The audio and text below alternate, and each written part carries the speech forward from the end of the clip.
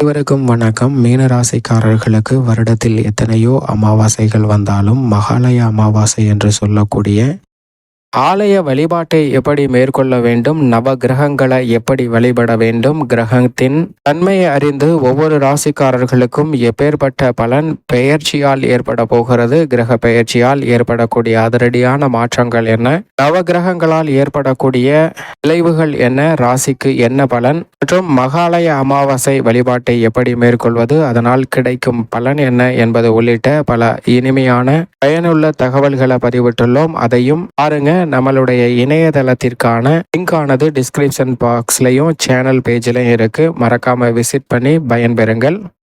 வருடத்தில் எத்தனையோ அமாவாசைகள் வந்தாலும் மகாலய அமாவாசை என்று சொல்லக்கூடிய இந்த புரட்டாசி அமாவாசையானது மிக முக்கியமான ஒன்றாக பார்க்கப்படுகிறது. ஏனென்றால் வருடத்திற்கு எத்தனை அமாவாசைகள் வந்தாலும் மகாலய பட்சம் நிறைவடைந்து பித்ருக்கள் உலோகத்திலிருந்து பித்ருலோகம் புறப்படக்கூடிய ஒரு தருணமாக அமைவதால் இந்த மகாலய அமாவாசையை தவறாமல் மேற்கொள்வதால் பல நன்மைகள் நிறைவாக கிடைக்கும். பொதுவாகவே சூரியனும் சந்திரனும் இணைந்து சப்தமஸ்தானத்தில் சஞ்சரிக்கும் போது இந்த மகாலய அமாவாசை நிகழ்வானது நடைபெறுகிறது. ஆனால் இந்த வருடத்தில் கூடுதல் சிறப்பு என்னவென்றால் அங்கு புதன் உச்சம் பெற்றிருக்கிறாருங்க. அது மட்டுமல்லாது மோட்சக்காரகரான கேதுவும் சஞ்சரிக்கிறார். எனவேதான் இந்த வேளையில் மிக பெரிய அளவிலான அதிரடியான மாற்றங்கள் உண்டு. ஏனென்றால் அறிவுக்கு அதிபதியான புதனும் மனோகாரகனாக இருக்கக்கூடிய சந்திரனும் இணைந்து சப்தமஸ்தானத்தை வலுப்படுத்தும் போது இந்த மகாலய அமாவாசை நிகழ்வு நடைபெறுவதால் வழிபாட்டை மேற்கொள்வதால் பல தடைகள் விலகி உங்களுடைய வாழ்வில் மிக சிறப்பான வளர்ச்சி கிடைக்கும். நினைத்த காரியங்களை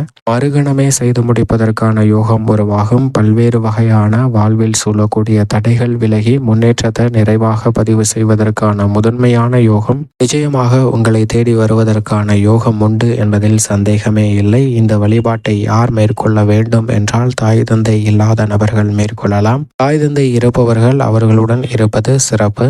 இந்த வழிபாட்டை மேற்கொள்வதற்கு அன்றைய தினத்தில் அதிகாலையிலே எழுந்து அருகாமையில் உள்ள நீர்நிலைக்கு சென்று நீராடி நீர்நிலையில் திதி கொடுப்பது மிகப்பெரிய அளவில் நற்பலன்களை உங்களுக்கு பெற்றுத்தரும். நீர்நிலைக்கு செல்ல இயலாதவர்கள் வீட்டிலேயே திதி கொடுக்கலாம். அதனாலும் நல்ல பலன்கள் உங்களை தேடி வருவதற்கான யோகம் உண்டு. இது மட்டுமல்லாது அன்றைய தினத்தில் ஆலயம் சென்று தெய்வீக வழிபாட்டையும் மேற்கொள்ளலாம். மேலும் அன்றைய தினத்தில் இயன்றவரை அன்னதானம் கொடுப்பது பல்வேறு வகையான தடைகளை விலக்கி உங்களுடைய வாழ்வில் மிக சிறப்பான வளர்ச்சி நிறைவாக கொடுக்கும். அதோடு மட்டுமல்லாது வீட்டில் இந்த வழிபாட்டை நிறைவு செய்வதற்கு முன் காகத்திற்கு உணவு படைத்துவிட்டு அதற்கு பிறகு உணவு உண்பது மிக பெரிய அளவில் நீங்கள் எதிர்பார்ப்பதை விட நல்ல வாய்ப்புகளை நிறைவாக கொடுப்பதற்கான வாய்ப்பை இந்த மகாலய அமாவாசை நிச்சயம் மீனராசிக்காரர்களுக்கு பெற்றுத்தரும் என்பதில் சந்தேகமே இல்லை.